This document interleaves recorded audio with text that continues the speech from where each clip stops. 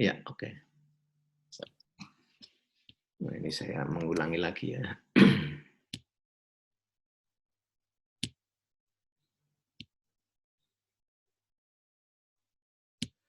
Baik, ini kita mengulangi dari awal sebentar ya. Saya cepat dulu karena supaya nanti bisa didengarkan dengan enak. Jadi kajian pustaka itu adalah satu posisi kajian dari teori dan dari hasil penelitian ya, dari dua hal. Maka di dalam penelitian biasanya masuk pada bab 2 dari penelitian. Ya, ada juga yang di bab 1 barangkali. Itu tergantung pada format dari lembaga untuk tesis ya. Jadi bisa bermacam-macam, tapi kebanyakan yang populer itu di bab 2. Isi dari kajian pustaka itu adalah tentang teori yang mendasari, teori induk dari isu yang kita bangun dalam atau kita selidiki, dan hasil-hasil penelitian yang dilakukan orang sebelum kita, dilakukan peneliti sebelum kita.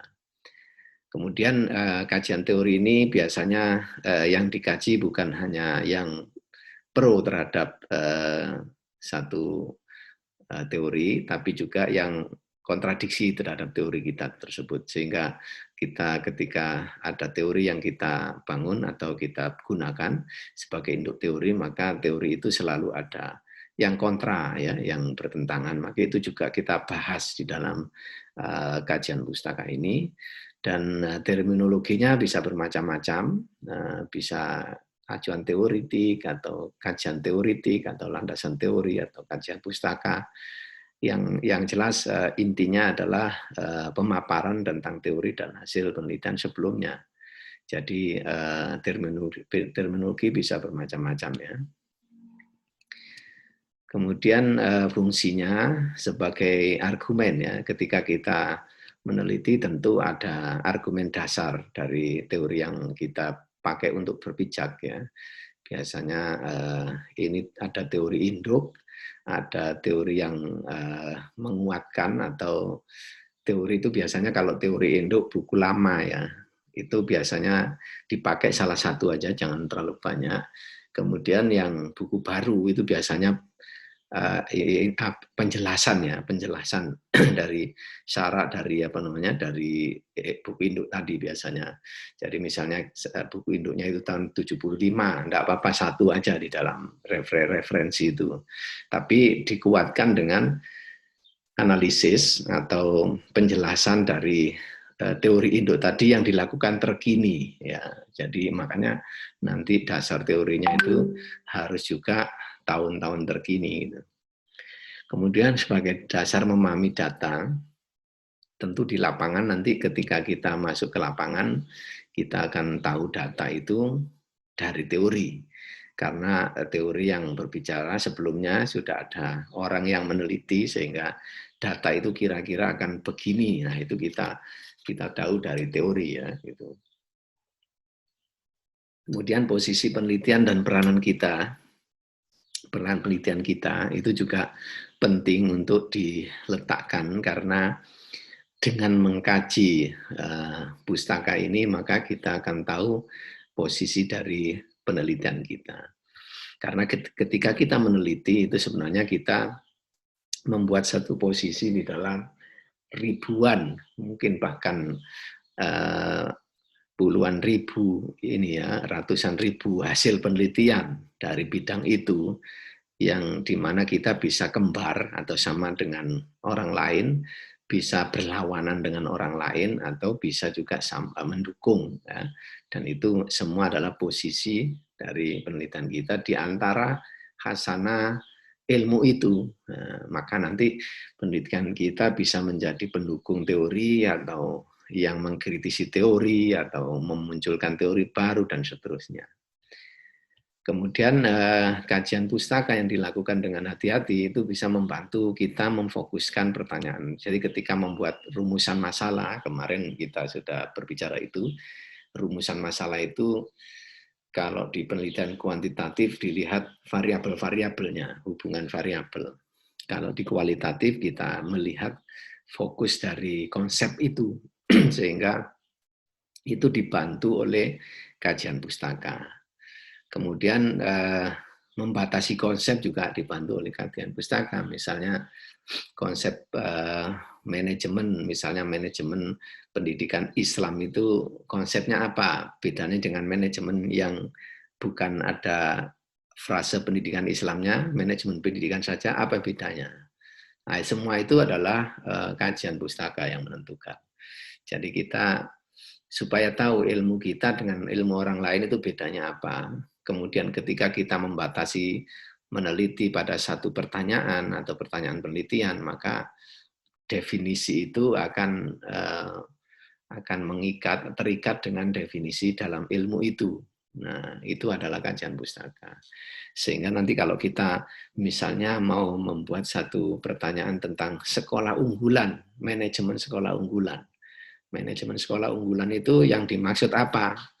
Nah, itu harus mendefinisikan diri di ilmu induknya. Ilmu induknya tentu manajemen gitu. Manajemen itu kan ilmu induknya manajemen. Manajemen pendidikan Islam, itu semua induknya adalah ilmu manajemen.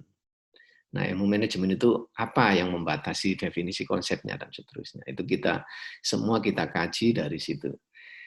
Kemudian pijakan berpikir itu juga nanti akan berguna karena kajian pustaka ini memberi wawasan dengan teori yang kita baca atau kita sampaikan, berarti wawasan ketika peneliti nanti memberikan pembahasan kepada hasilnya itu bisa punya wawasan yang lebih luas gitu.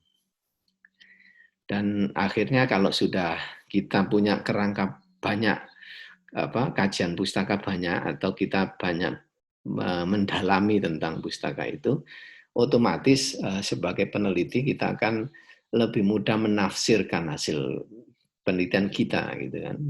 Penafsiran itu kan agak jauh dari temuan ya. Menafsirkan, setelah itu menarik benang birunya ke manfaat. Nah, itu semua adalah memerlukan yang disebut dengan kajian pustaka. Kalau tidak, kita akan menafsirkan hanya pendek-pendek saja gitu karena kurang membaca atau kurang kajian pustakanya. Jadi di situ fungsinya.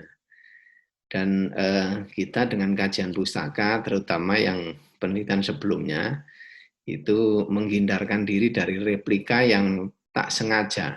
Maksudnya replika itu sesuatu yang kita ulangi, penelitian orang lain kita ulangi, syaratnya adalah penelitian orang lain tersebut masuk dalam referensi kita. Kalau tidak sengaja, ternyata orang itu kita ulangi tapi tidak masuk di referensi kita, itu bahaya. Bahayanya nanti kalau orang itu protes, ini meniru saya tapi saya tidak dicantumkan nama saya, nah itu juga berbahaya. Maka dengan kajian pustaka, dengan membaca, mengkaji hasil-hasil yang sebelumnya, maka kita terhindar dari hal itu. Gitu. Karena kalau sudah membaca semua hasil-hasil penelitian yang ada, otomatis semua penelitian yang berkaitan dengan isu yang kita teliti pasti sudah masuk referensi kita. Gitu. Nah itu yang menjadi manfaat. Jadi terus pertanyaannya, apa yang akan kita sampaikan di dalam bab 2 ini? Itu adalah deskripsi teoritis tentang variabel. Kalau di penelitian kuantitatif, variabelnya apa, yaitu yang dideskripsikan mulai dari indikatornya, konsepnya sampai indikatornya, itu semua disampaikan. Kalau itu penelitian yang tidak pakai variabel kualitatif, konsep dasarnya. Jadi konsep dasar dari teori itu, misalnya kita bicara tentang manajemen integrasi pendidikan karakter misalnya di sekolah Islam. Berarti itu nanti manajemennya, kemudian karakternya ya, karakternya di pendidikan karakter itu dikupas seperti apa pendidikan karakter. Teori pendidikan karakter itu dari mana? ada apa moral teori, ada macam-macam itu kan. Kemudian integrasinya itu seperti apa, ada teorinya, semua dikupas di situ. Kemudian manajemennya dikupas, manajemennya apa, sehingga manajemen pendidikan dan sekolah Islam yang dimaksud itu seperti apa dikupas di situ. Sehingga konsep dari manajemen integrasi pendidikan karakter berarti ada di situ. Misalnya manajemen IT, misalnya manajemen IT di sekolah Islam misalnya, berarti manajemen IT, manajemennya sama IT-nya, konsep IT-nya itu seperti apa, konsepnya yang dikaji. Kemudian kesimpulan tentang kajian yang orang antara lain berupa argumen ya atau hipotesis yang diajukan. Jadi argumennya seperti apa di dalam hipotesis itu, kemudian hasil penelitian sebelumnya yang dilakukan peneliti sebelumnya yang sama seperti apa. Kemudian ada istilah sumber sekunder dan sumber primer di dalam kajian pustaka. Itu kalau sumber primer itu hasil penelitian dari orang lain yang sudah jadi, yang berupa laporan. Laporan itu bisa berupa artikel di jurnal, bisa berupa laporan seminar yang diseminarkan, atau bisa berbentuk tesis yang di perpustakaan, atau bisa berupa makalah. Semua itu primer. Nah, primer ini harus mayoritas di dalam pustaka kita. Jadi tidak boleh sekundernya yang mayoritas. Misalnya kita punya 100 referensi, berarti yang 70% itu harus primer, atau bahkan 80% harus primer. Maksudnya primer hasil penelitian, ya, hasil laporan penelitian, atau makalah, atau seminar, makalah seminar, dan seterusnya. Yang sumber sekunder itu buku. Buku itu enggak usah banyak-banyak, yang induk saja, induk yang buku induk ya, buku induk itu buku yang berbicara tentang variabel atau konsep dasar yang kita pakai. Maka buku induknya apa gitu. Itu. Makanya ada namanya, ini jangan salah paham karena ada juga di analisis data itu atau di data ya, nanti di bab 3 itu ada data primer, data sekunder. Nah, ini beda posisi dengan ini sumber primer, sumber sekunder ya. Nanti ada data primer, data sekunder, beda lagi. Sama primer sekundernya sama, cuman posisinya beda. Untuk menentukan apakah pustaka kita itu baik apa tidak, itu prinsipnya prinsip mutakhir ya, mutakhir itu yang terkini ya. Terkini itu kalau saya sampaikan tadi ada terkini itu 3 tahun. Antara 3 tahun sampai 5 tahun ya. Jadi kalau terkininya sekarang berarti 21 2019 ya. 2021, 2020, 2019. Penelitian yang dilakukan 3 tahun terakhir itulah yang disebut penelitian terkini. Kemudian kalau buku itu, kalau buku induk itu bisa lama. Buku induk itu buku babonnya, buku yang menjadi teori dasarnya. Itu bisa buku lama, tapi jangan banyak-banyak. Yang lamanya itu 1 aja, atau 2. Tapi yang terakhir, yang pemutakhiran buku itu biasanya tadi itu ada apa namanya, kalau di kitab itu ada sarah ya, kitab sarah siapa gitu. Jadi ada orang yang membahas teori itu di tahun-tahun terkini. Tentu pembahasannya itu berkenaan dengan pemutakhiran kondisi terkini dengan apa yang disampaikan oleh teori yang awal, dari munculnya teori awal itu. Tentu ada perbedaan. Jadi perbedaannya itu karena kondisi yang disampaikan penyarah teori tadi atau yang menjelaskan teori dengan dasar mutakhirnya kondisi tadi tentu akan memberikan satu butiran-butiran kebaruan yang disampaikan dalam konteks teori yang disampaikan beberapa tahun yang lalu. Nah, itu diperlukan untuk kemutakhiran dari kajian dari teori itu. Sehingga konstruksi teori dasar tadi nanti akan menyentuh kekinian, itu maksudnya ya. Jadi tidak ada pertanyaan begini, misalnya teori itu dibangun tahun 60 misalnya, kemudian Sekarang ada kondisi tahun 2021 yang begini.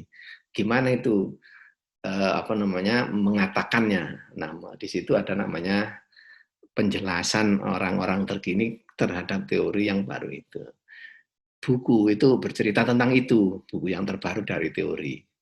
Maka ketika kita memberikan narasi teori yang terkini, harus ada bandingan buku aslinya atau teori aslinya supaya tidak salah gitu. Jangan sampai nanti orang terkini yang mensara teori tadi salah karena tidak melihat teori aslinya. Nah, itu jangan sampai ada seperti itu. Sehingga teori yang dibicarakan buku terkini itu dijamin atau diyakinkan di dalam bab 2 ini bahwa teori itu memang masih meruntut atau masih terkait dengan teori awalnya gitu. Itu prinsip kemutakhiran dalam buku ya. Kalau prinsip kemutakhiran dalam jurnal itu tadi, jurnal 3 tahun, 5 tahun ya. Kalau buku ya seperti itu tadi ceritanya kemutakhirannya. Kemudian prinsip relevan itu relevan dengan apa yang kita kaji di kajian pustaka itu hanya yang berhubungan dengan rumusan masalah kita di judul atau keyword atau kata kuncinya. Jadi jangan melebar kemana-mana, itu relevan namanya. Jadi jangan membahas sesuatu yang jauh dari relevansi. Nah, kalau sudah kita membahas kajian tadi, kajian teori, kajian pustaka tadi, tentu ada sebuah gap yang kita ciptakan. Kenapa gap itu? Karena diperlukan gap itu. Karena gap inilah sebenarnya tempat kita, pintu kita masuk menjawab kenapa kita masih perlu meneliti hal ini. Itu namanya gap. Nah, gap ini disebut juga dengan novelty di dalam penelitian itu. Novelty itu kebaruan. Ya, kebaruan itu di dalam konsep penelitian itu bukan hal yang baru sama sekali, tapi sesuatu yang relatif memunculkan satu informasi baru, itu namanya novelty. Jadi di dalam gap ini harus sudah muncul saat kita membahas pendahuluan. Kenapa? Karena di dalam pendahuluan inilah kita bercerita kenapa kita masih perlu meneliti hal itu. Padahal orang lain juga sudah meneliti. Sampai batas mana kita mengatakan bahwa penelitian itu perlu atau tidak perlu lagi. Nah, itu yang berbicara acara gap tersebut. Jadi misalnya kita mau meneliti tentang konsep itu tadi, manajemen pendidikan karakter. Kita harus bercerita bahwa manajemen integrasi pendidikan karakter ini saat ini masih diperlukan walaupun banyak orang meneliti. Nah, titik mana yang diperlukan itu ya, itu namanya kebaruan. Maka di dalam pendahuluan ini kita cerita dulu tentang namanya Dasolen. Dasolen itu teori yang bersifat umum. Nah, Dasolen itu. Jadi kalau ada di dalam dasar silogisme atau kias ya, kalau ilmu mantik itu kias ya. Kias itu ada umum, ada khusus ya, baru ada kesimpulan. Nah, ini Dasolen ini yang umum. Nah, dasein itu peristiwa yang konkret, yang istilahnya yang dipakai untuk merujuk peristiwa itu. Jadi peristiwa konkret ini. Nah, di dalam Dasolen itu kita argumen teori. Argumen teori maksudnya berdasarkan teori tadi, induknya tadi.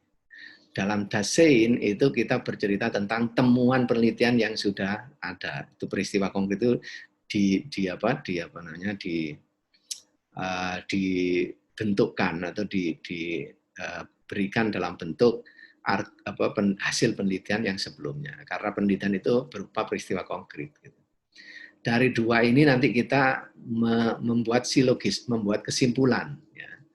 Membuat kesimpulan apa setelah ini terjadi, dua-dua ini dipaparkan, apa yang muncul. Nah, itu namanya kebaruan. Ya. Kebaruan ini bisa macam-macam.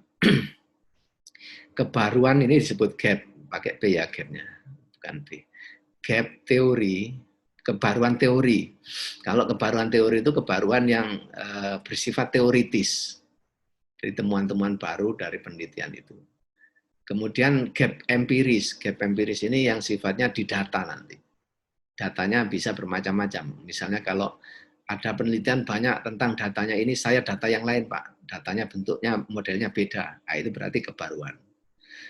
Gap metodologi, berarti metodologi apa? Metodologi dari penelitian kita berbeda dengan yang lain atau gabungan dari lain-lain, kita baru ada yang seperti itu. Gap analisis itu ya analisisnya. Kalau di apa namanya di dalam penelitian kualitatif itu analisis kita apa yang beda dengan yang lain. Kalau di kuantitatif statistiknya gabungan dari apa-apa sehingga beda dengan yang lain. Kemudian gap praksis atau gap praksis ini tempat dibuatnya penelitian. Jadi kalau ada penelitian banyak tentang hal itu di Eropa, kita mengulangi di Indonesia itu berarti sudah namanya ada novelty, kebaruan. Banyak terjadi di Indonesia bagian barat, kita mengulangi di Indonesia bagian timur, berarti itu namanya gap kebaruan juga, namanya praksis, gap praksis. Nah, lebih kecil lagi, banyak terjadi di lain, kita mengulanginya di Kalimantan, gitu. Berarti kan ada gap praksis. Nah, lebih kecil lagi, banyak yang terjadi di mana-mana, kita mengulangi di Samarinda, gitu. Berarti gap praksis. Itu sampai di situ gapnya. Gap kebijakan itu ada kebijakan-kebijakan yang berbeda dengan yang lain, itu gap kebijakan. Jadi cara membuatnya begini, nanti ini teman-teman bisa memulainya ketika membuat penelitian nanti. Membuat proposal ya, itu sudah membuat proposal itu ketika membuat pendahuluan. Maka caranya dibaca dulu pendahuluan dari artikel-artikel induk, apapun ini induk ya. Maksudnya kita mengumpulkan dulu teori induknya, setelah kita menyatakan bahwa penelitian kita tentang ini, misalnya tentang isu ini, isu A, maka cari dulu teorinya yang mendasari. Isu ini didasari teori A, berarti teori A dan B misalnya, dua teori. Kemudian cari namanya artikel induk. Artikel induk itu artikel yang terkini tadi, di 3 tahun tadi, yang urusannya atau variabelnya atau konsepnya sama tadi. Nah, artikel itu kita ambil pendahuluannya di artikel itu ya. Kemudian kita tata sedemikian rupa, kemudian kita blending. Blending itu kalau di ibu-ibu masak itu mau masak sambal itu dari bawang putih, bawang merah, cabai dan garam dijadikan satu, ini namanya blending, blender ya. Di blending itu dari 3 artikel tadi diolah, kita sendiri yang mengolah, isu utamanya lalu dimunculkan. Nah, maka membuat kalimat utama dari pendahuluan 3 artikel tadi, tapi kalimat kita sendiri sudah berbeda dengan yang 3 ini. Tapi intinya sama, ini kalimatnya beda. Maka baru kemudian kita membuat referensi penelitian sebelumnya, melihat lagi ke belakang. Nah, ini caranya begini, misalnya gini nih tadi, ini artikel 1 misalnya tahun 2018. Ini ada apa namanya, ini bahasa Inggris tapi kita bukan bahasanya, kita bentuknya yang kita cari. Misalnya ini kalimat dari sana, dari artikel itu. Kemudian saya garis kuning, ya saya garis tebal kuning ini. Ini adalah kata-kata dari peneliti ini, yang menjadi intinya mereka. Kemudian artikel 2 tahun 2017 misalnya. Yang saya kasih hijau ini yang intinya mereka. Kemudian artikel 3 yang saya kasih biru warna ungu ini intinya mereka. Baru dari 3 inti ini kita ambil, kita bahasakan ulang menjadi ini bahasa kita sendiri. Baru kita melihatkan ini di dalam kurung tulis artikel yang tadi ini kan sudah kita pakai. Tapi bahasanya kan lain, karena bukan hasil enggak apa-apa, kita pakai ininya mereka, pijakan aja. Tapi kalimatnya kan kalimat kita. Karena kita enggak merujuk hasil di sini, maka enggak merujuk enggak apa-apa. Tapi setelah itu kita mencari artikel lain yang terkait dengan itu, mungkin barangkali termasuk artikel ini bisa juga masuk di sini. Baru nanti kita berbicara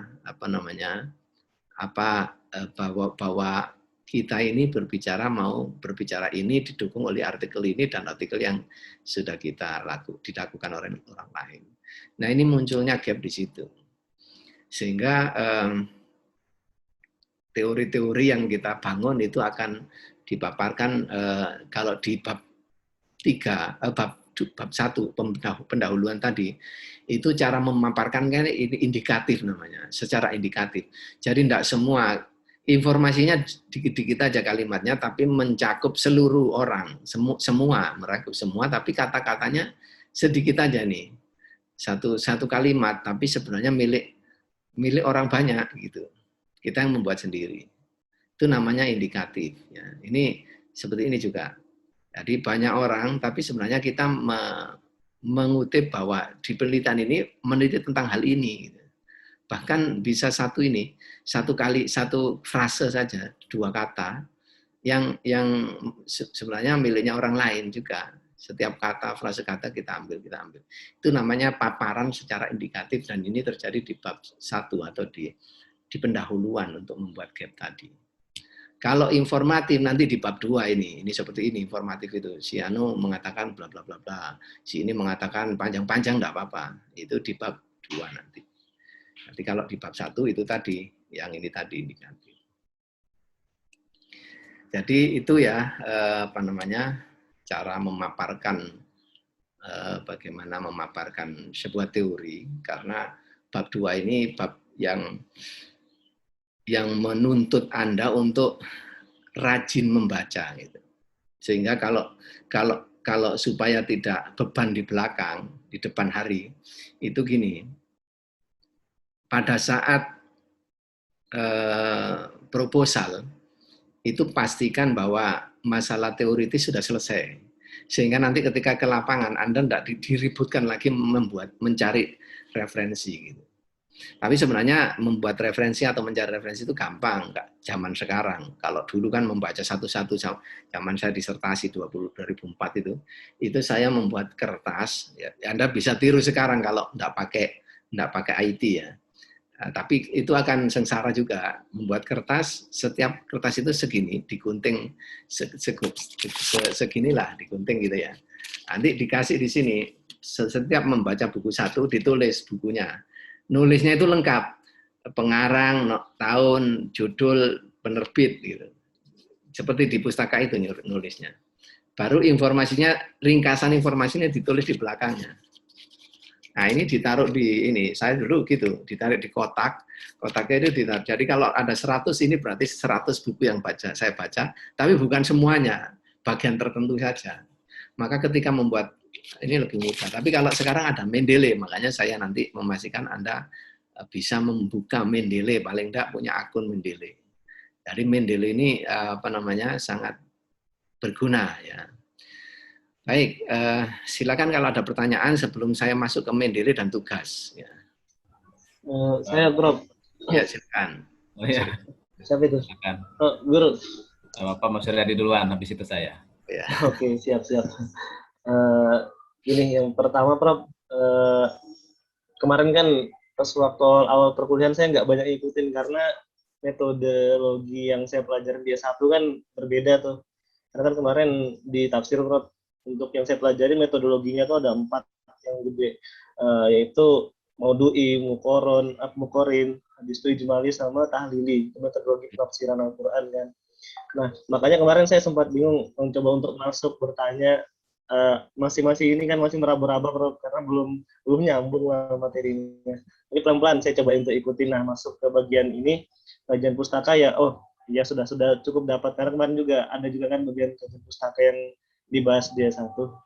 Jadi mungkin pertama yang ingin saya tanyakan, Prof, masalah kajian pustaka ini apakah ada batasan tertentu untuk kita menelitinya, Prof? Maksudnya itu 2 jurnal saja, atau misalkan dari sumber primernya 1 baru sekundernya 2, atau bagaimana, Prof? Apakah ada batasan tertentu? Apakah dia harus 3 rujukan atau 1 saja cukup untuk itu? Sama yang kedua, Prof, ini mungkin agak keluar dari tema Prof untuk yang kita bahas pada hari ini. Yang ingin saya tanyakan masalah penelitian yang di PAI atau Pendidikan Agama Islam dengan MPI, Prof. Mungkin yang menjadi persinggungan atau ciri-ciri khususnya apa, Prof? Supaya saya dan teman-teman juga paham gitu kan. Karena kan kok sementara ini yang saya dengar dari kakak tingkat mungkin yang bedakan ya kasih aja pembeda manajemen bla bla bla, itu sudah manajemen gitu kan. Kalau singkatnya seperti itu, atau mungkin ada tips lain, Prof, sehingga kami bisa meraba-raba, karena sebagian dosen sudah minta untuk ngerjain jurnal dan lain-lain, sedangkan kita masih belum banyak dan ilmu terkaitnya. Ya mungkin itu saja, Prof. Terima kasih banyak. Saya jawab satu-satu aja ya, biar ya, siap, Prof. Ya, jadi kajian pustaka tadi itu batas referensinya itu tidak ada batasan jumlah ya, tapi kepatutan ya, namanya patut itu kalau S1 sekian, S2 sekian itu punya patokan masing-masing. Jadi yang jelas yang banyak itu, yang diperbanyak itu sebenarnya jurnal aja, artikel di jurnal. Adapun artikel yang pembahasan yang dari masing-masing teorinya itu enggak usah terlalu banyak, asal bukunya ada yang buku induk sama buku yang terkini tadi itu sudah memenuhi syarat ya. Jadi istilahnya kalau banyak dari temuan penelitian sebelumnya itu berarti memperkuat Anda bahwa informasi tentang penelitian sebelumnya sudah banyak masuk gitu. Jadi tidak ada batasan ininya. Termasuk jumlah halaman, jangan sampai ada yang tanya gini, Pak, jumlah halaman bab 2 itu maksimal berapa? Jadi itu tidak ada batasan, tidak ada kriteria halaman, itu tidak ada. Yang jelas ketika dosen menginginkan ditambah, berarti dosen itu menganggap bahwa ada satu informasi keteorian yang perlu ditambahkan, yang belum Anda bicarakan gitu ya. Makanya yang membimbing nanti dosen-dosen. Biasanya kalau mengkajinya itu memang dari berbagai ya. Itu kalau di tafsir maudhu'i mungkin ya, ya. Jadi dia dari berbagai ini temanya itu kan. Jadi temanya yang jadikan pembahasan itu. Nah, itu. Jadi makanya nanti yang paling enak itu memakai Mendeley tadi. Kalau enggak itu susah di situ nanti Anda. Itu ya. Kemudian batasan ilmu atau batasan PAI sama MPI, itu kalau PAI itu kan pendidikan secara umum. Berarti sebenarnya pendidikan yang non-manajemen pun masuk dia. Tapi kalau MPI itu hanya yang berhubungan dengan manajemen. Nah, ilmu manajemen itu intinya kan gini aja, ilmu manajemen itu ilmu yang merancang, dari merancang sampai mengevaluasi, itu intinya kan. Nah, ilmu manajemen sendiri itu masuk ke semua ilmu sebenarnya. Di ekonomi ada ilmu manajemen, di politik ada ilmu manajemen. Jadi di pendidikan juga ada ilmu manajemen. Maka ilmu manajemen yang terkait dengan perencanaan sampai evaluasi terkait pendidikan itu namanya ilmu manajemen pendidikan. Nah, di situ ada Islamnya. Kalau PAUD ada PIAUD ya. PIAUD berarti Islamnya itu di tengah-tengah, PIAUD gitu. Dulu PAUDI namanya. Tapi PIAUD sekarang kan. Pendidikan Islam anak usia dini. Nah, kalau Anda pendidikan manajemen pendidikan Islam, berarti dia konsepnya PAI tadi tapi bagian manajemennya. Gitu aja Pak Suryadi. Jadi itu. Jadi jangan sampai misalnya saya Pak mau membicarakan tentang testing atau ujian di kelas, itu harus jelas ujian itu apanya yang dikaji. Kalau perencanaan ujian masuk manajemen dia. Nah, kalau ujiannya soal-soalnya berarti dia masuk PAI bukan masuk manajemen. Jadi kuncinya di situ aja. Jadi tentang Islamnya itu konsep nanti yang Anda masuk pada konsep yang Islamiyah ya tadi itu, di mananya batasnya itu yang Anda harus kaji di situ. Itu ya Pak Suryadi. Ya, terima kasih Prof. Ya, silakan Pak Sugihan. Ya, terima kasih Pak Prof. Assalamualaikum warahmatullahi wabarakatuh. Assalamualaikum. Tadi mendengarkan penjelasan daripada Pak Prof. Ada satu tentang fungsi daripada kajian pustaka, itu adalah untuk mengetahui posisi dan peranan penelitian yang akan diteliti di antara penelitian yang sudah dilakukan. Jadi ini yang menjadi sesuatu yang belum bisa terjawab mungkin yang saya pikirkan tentang penelitian. Ini terkait masalah kajian, mungkin kajian kitab Pak Prof ya. Tadi Pak Prof sempat menyinggung tentang masalah kekinian kemutakhiran. Ya, saya tadi tertarik untuk bertanya masalah ini. Ketika ada kitab-kitab klasik zaman dulu mungkin ya, kemudian ada kasus-kasus yang terkini, sebenarnya itu sudah tertulis pada kitab-kitab terdahulu, cuman mungkin belum ada kejelasan sehingga ada kemudian para ulama-ulama berikutnya mensyarahkan tentang konsep-konsep tersebut menjadi sesuatu yang akhirnya kontekstual dengan kondisi yang terkini. Nah itu.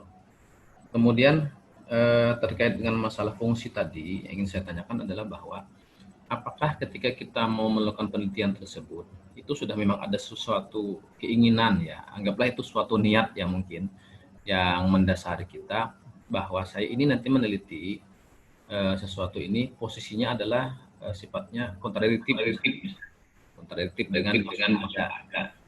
Dari situ mungkin kita akan mencari referensi-referensi yang akan bisa mendukung dengan konsep yang mau kita tawarkan atau kita ajukan tersebut. Ini arahnya kalau dalam kajian kitab mungkin yang saya maksud ini adalah lebih kepada masalah arah khilafiyah ya, khilafiyah.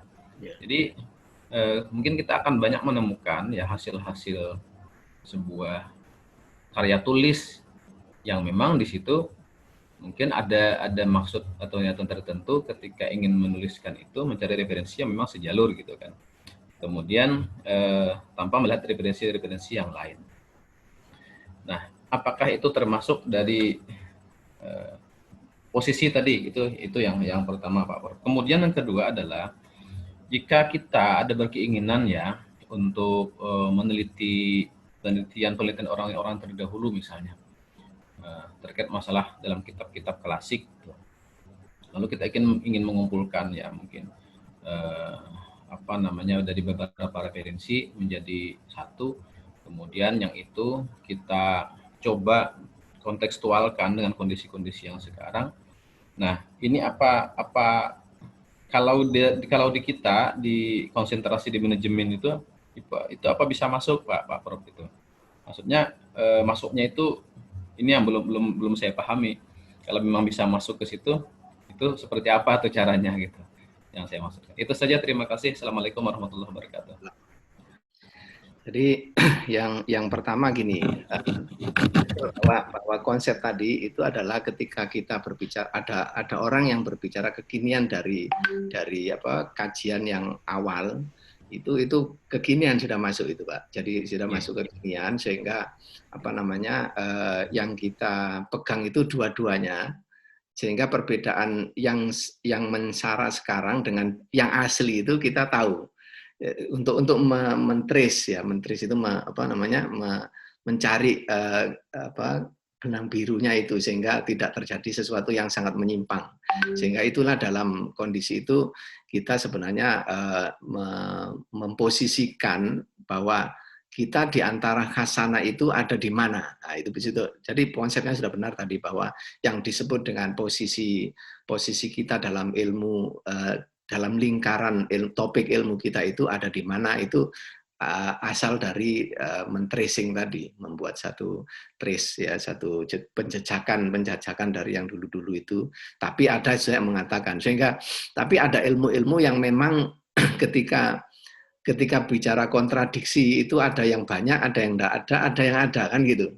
Nah, itu kontradiksi yang dimaksud itu.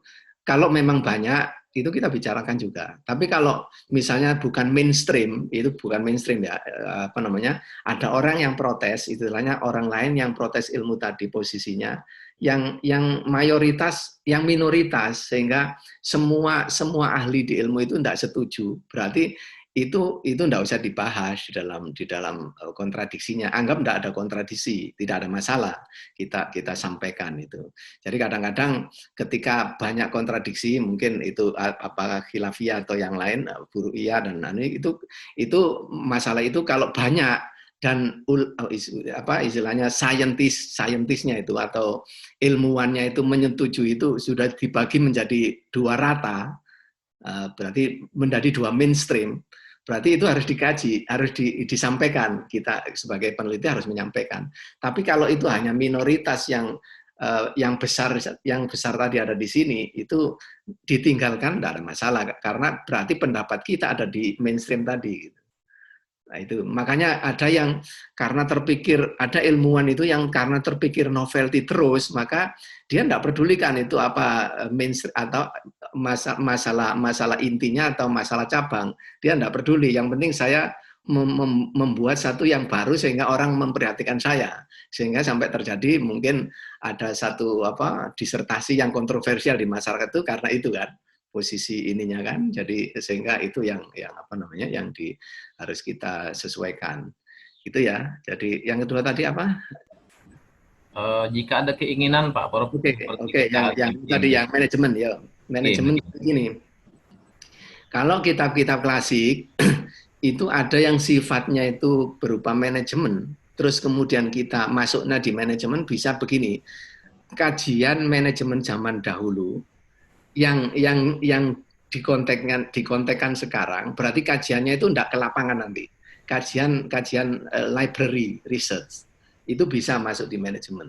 Artinya kita membuat satu kajian tentang konsep atau model manajemen yang berasal dari pendahulu, dalam konteks ini mungkin pengarang kitab atau pengarang buku yang dahulu yang membuat satu manajemen yang sekarang masih kira-kira relevan. Kita membuat sebuah frame baru, ya, frame baru. Di situ kita akan mengkaji model itu bisa masuk di situ manajemen. Jadi manajemen tidak harus masuk lapangan, kan? Misalnya gini, konsep pesantren yang dulu ya, yang mungkin pesantren di desa-desa yang model manajemen penyampaian ilmunya itu kiai menjadi satu sentral misalnya ya. Kemudian semua ngikut apa yang dikatakan kiainya yang menjadi sentral tadi misalnya. Itu manajemen itu sebuah manajemen dalam pendidikan Islam kan. Nah, itu misalnya Anda mengangkat itu, kemudian Anda membuat satu kajian-kajian dengan yang terkini konteksnya, nanti jadinya model seperti itu kalau ditambahi sedikit ini menjadi lebih bagus zaman sekarang. Boleh aja kan gitu. Maka hasil dari analisis Anda itu adalah analisis sebuah model manajemen hibrid, mungkin hibrid dari sekarang dan dulu gitu. Nah, yang sekarang kelebihannya ini dipakai, yang dulu kelebihannya ini dipakai, digabungkan menjadi hibrid. Nah, itu bisa menjadi misalnya model manajemen pendidikan atau model manajemen penyampaian pelajaran di pesantren modern atau bahkan di sekolah Islam misalnya. Bisa saja itu sebuah kajian yang berasal dari kitab-kitab kuno. Nah, seperti itu lebih Anda tidak bersentuhan dengan lapangan, tapi langsung dengan kajian-kajian pustaka, namanya library research. Dan itu sah-sah saja dalam penelitian, karena salah satu cabang penelitian itu di library research itu historical research gitu kan. Riset tentang histori atau yang dulu-dulu. Masuknya bisa seperti itu Pak Sugian. Oke. Silakan yang lain kalau ada lagi. Ada Pak. Ya silakan. Saya Pak. Pak Zainuddin. Maaf Pak. Tadi yang Bapak jelaskan mengenai kajian pustaka ini sekilas terdengar itu di bab 2 ya Pak? Ya, bab 2. Nah ini Pak, kalau selama ini yang saya ketahui kan Pak, di sistematika penulisan karya ilmiah di IAIN Pak, bab 2 itu landasan teori Pak. Apakah yang Bapak jelaskan tadi itu kajian pustaka yang landasan teori ini atau gimana Pak? Iya. Makanya istilahnya tadi kan istilahnya banyak, landasan teori, kajian pustaka, teori itu semua nama aja. Jadi intinya ya itu di bab 2 itu. Mungkin namanya di IAIN kajian pustaka, kajian teori ya. Kalau di IAIN Pak, itu bab 1 Pak, kajian pustaka di bagian pendahuluan. Oh, bab 1 ada.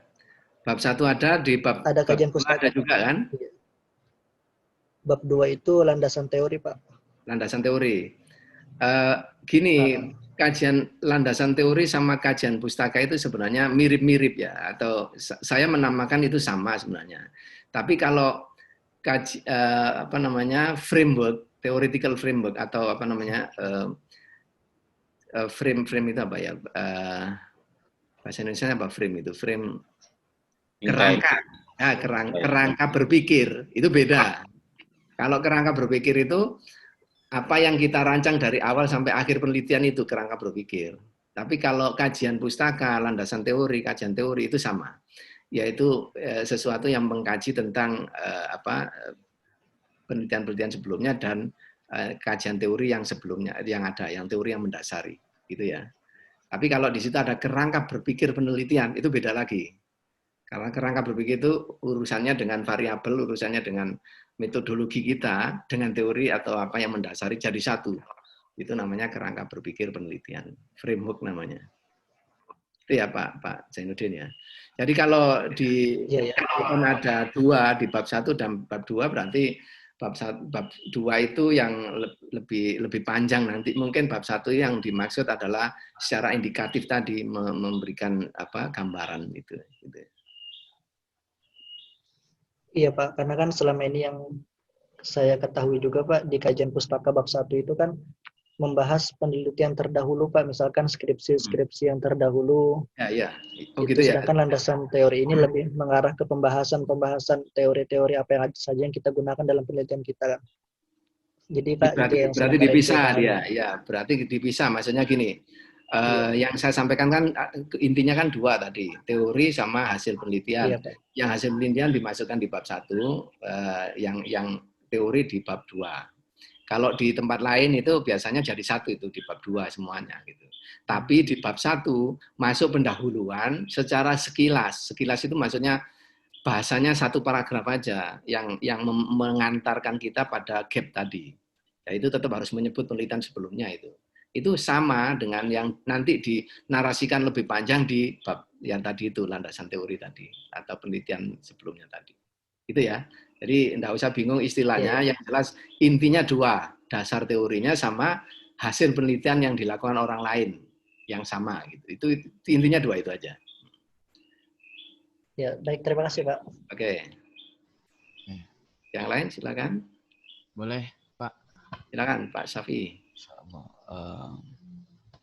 Berkaitan dengan tadi Pak penelitian library research kalau nggak salah ya, yang itu kalau misalnya kita di penelitian biasa kan Pak, kalau misalnya kuantitatif atau kualitatif itu kan berarti kalau di bab 2 tadi yang dikatakan juga dari Mas Zainuddin bahwa ada landasan teori atau kajian pustaka gitu kan Pak ya. Tapi berarti kalau di nomor 3 berarti hasil kita di lapangan. Tapi kalau kayak library research itu kan kita berarti memang mengambil bahan dari buku juga gitu Pak ya. Apakah berarti cara membedakannya antara yang bab 2 sama bab 3 nanti itu gimana kira-kira Pak ya?